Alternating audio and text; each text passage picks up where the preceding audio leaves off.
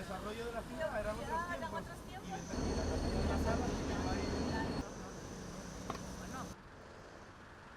Como hicimos con la Fuente del Río. Todo hace indicar que vamos a poder encontrar un paño considerable de muralla y por tanto la imagen de este entorno del Parque del Muelle y la calle de la Muralla pues va a cambiar sustancialmente en los próximos meses y años.